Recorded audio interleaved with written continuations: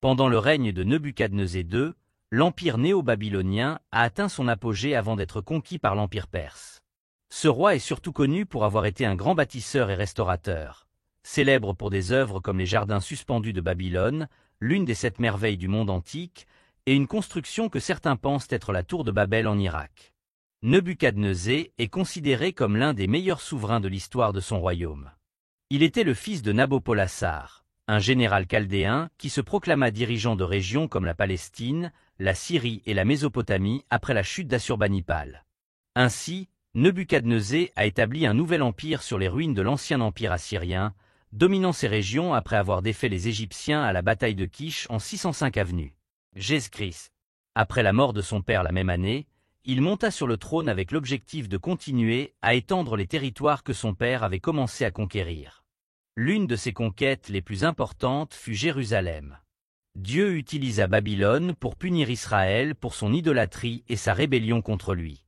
Entre 600 et 586 avenue Jésus-Christ, les Juifs furent emmenés à Babylone comme prisonniers à plusieurs reprises, surtout après s'être rebellés contre l'empire babylonien.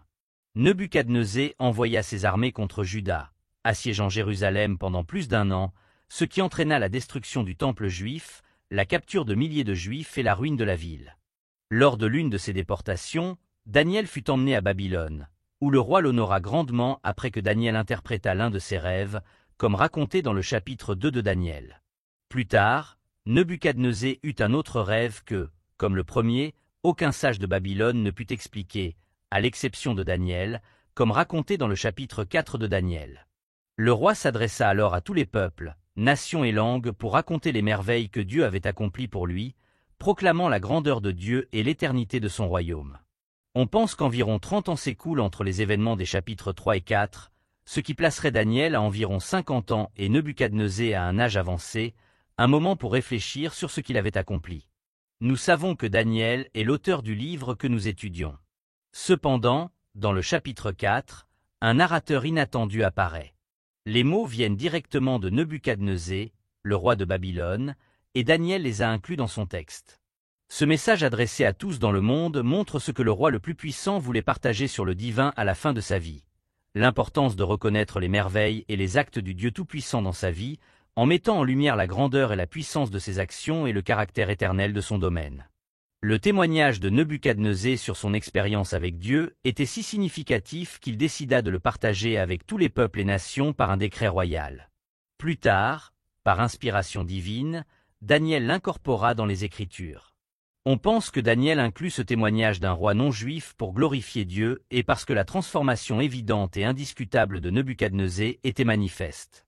La volonté du roi de parler du Dieu céleste qu'il avait appris à connaître personnellement est remarquable et quelque chose que nous devrions chercher à imiter. À ce jour, Nebuchadnezzar a reconnu le Dieu d'Israël à 3 occasions distinctes. La première dans Daniel 2h47, après que Daniel interpréta son rêve, le roi proclama que le Dieu de Daniel est le Dieu des dieux et le Seigneur des rois. La deuxième dans Daniel 3h29, après le miracle de Shadrach, Mésach et Abed-Négo, Nebuchadnezzar décréta de sévères punitions pour quiconque parlerait mal de leur Dieu, admettant qu'aucun autre Dieu ne pouvait sauver de cette manière.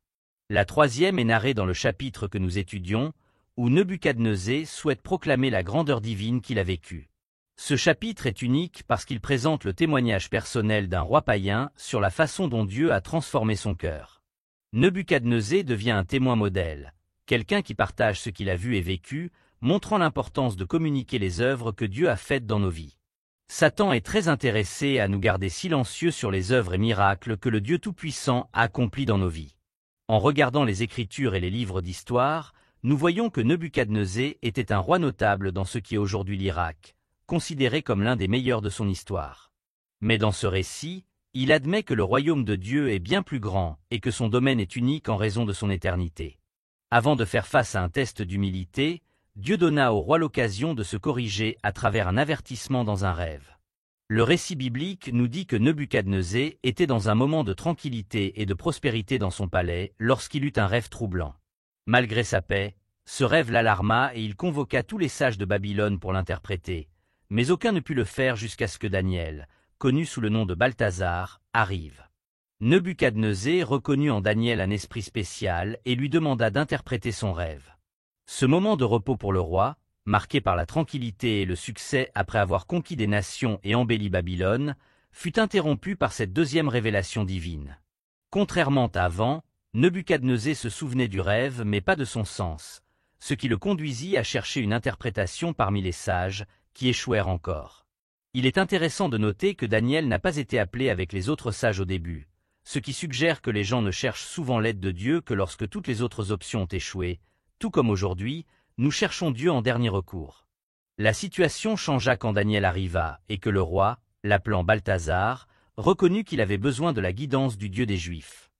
Après l'échec de ses propres conseillers, Nebuchadnezzar partagea avec Daniel les détails d'un rêve qui l'avait profondément troublé. Dans ce rêve, il vit un immense arbre au centre de la terre, si grand que son sommet atteignait le ciel et était visible de tous les coins du monde. Cet arbre, beau et plein de fruits, fournissait de la nourriture à tous et de l'ombre aux bêtes des champs, tandis que les oiseaux du ciel se logeaient dans ses branches. Cependant, dans son rêve, un messager céleste, décrit par Nebuchadnezzar comme un gardien et un saint, ordonna que l'arbre soit coupé, que ses branches soient coupées, que son feuillage et ses fruits soient dispersés, et que les créatures qui s'y abritaient soient dispersées. L'ordre incluait de laisser la souche de ses racines dans la terre, sécurisée par du fer et du bronze, et que la rosée du ciel imprègne cette souche, partageant son sort avec les bêtes des champs. Ce rêve révéla un changement drastique. Le cœur d'un homme serait remplacé par celui d'une bête, vivant parmi elle et se nourrissant comme elle pendant une période de 7 ans, communément interprétée comme 7 ans. Le but de ce rêve était de montrer que le Très-Haut a autorité sur les royaumes des hommes, donnant le pouvoir à qui il veut, même aux plus humbles. En racontant ce rêve à Daniel, Nebuchadnezzar chercha son interprétation, car aucun autre sage de son royaume n'avait pu l'expliquer. L'image de l'arbre atteignant le ciel rappelait la tour de Babel, un projet de la même région qui cherchait à atteindre les cieux, symbolisant l'orgueil humain. Ce rêve révéla non seulement l'humilité forcée de Nebuchadnezzar, mais aussi un puissant rappel de la souveraineté de Dieu sur tous les royaumes de la terre.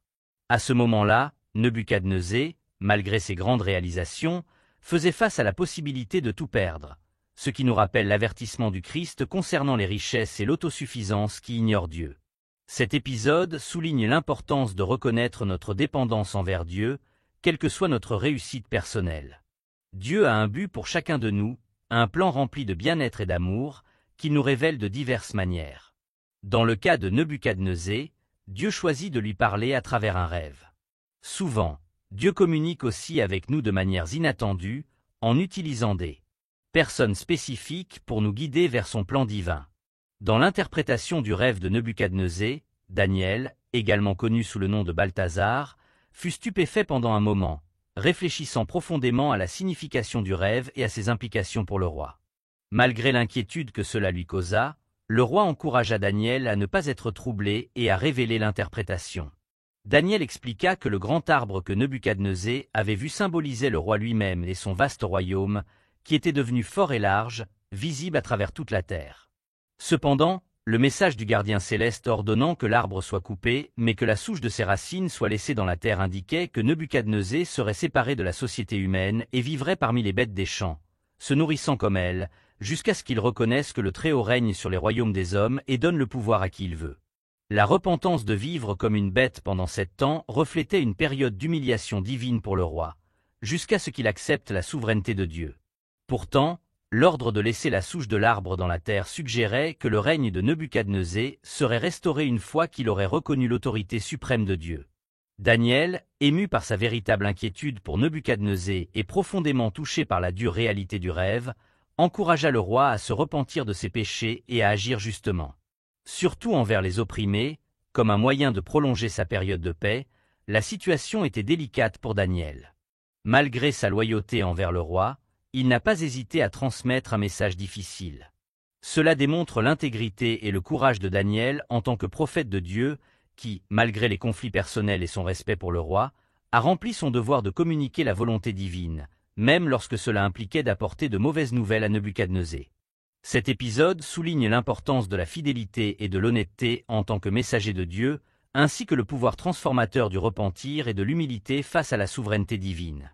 La première partie du rêve de Nebuchadnezzar ne l'a probablement pas alarmé et a même pu nourrir son orgueil en reflétant la grandeur de son royaume.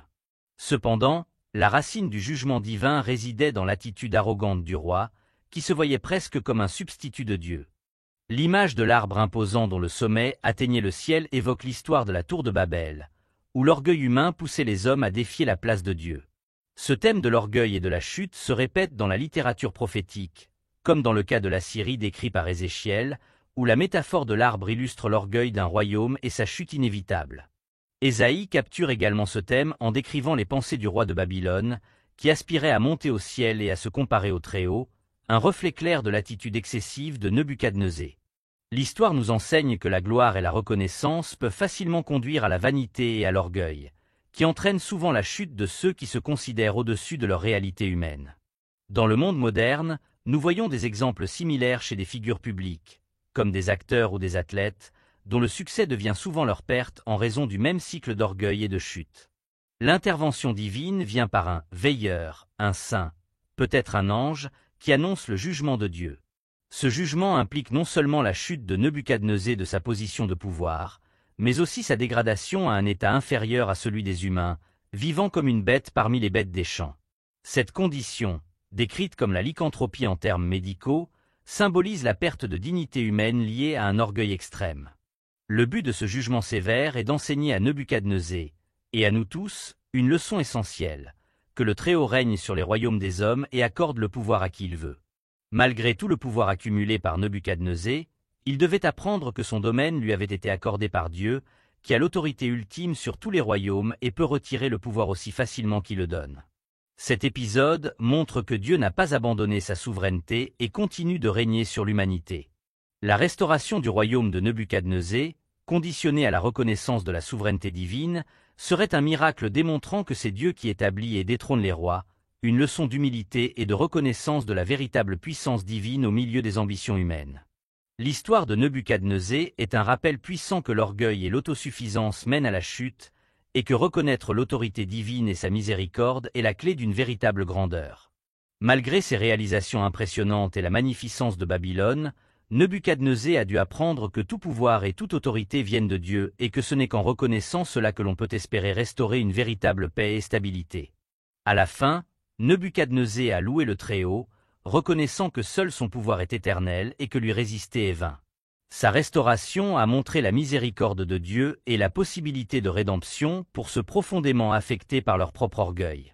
Lorsque Nebuchadnezzar a été rétabli sur son trône, il a même connu une plus grande gloire qu'auparavant, illustrant le principe biblique selon lequel Dieu élève ceux qui l'honorent. Cette histoire montre que l'humilité, la reconnaissance de Dieu et la repentance sont essentielles à la vraie grandeur. Que cette leçon de vie nous inspire à rester humbles et à reconnaître la souveraineté et la justice de Dieu dans nos vies.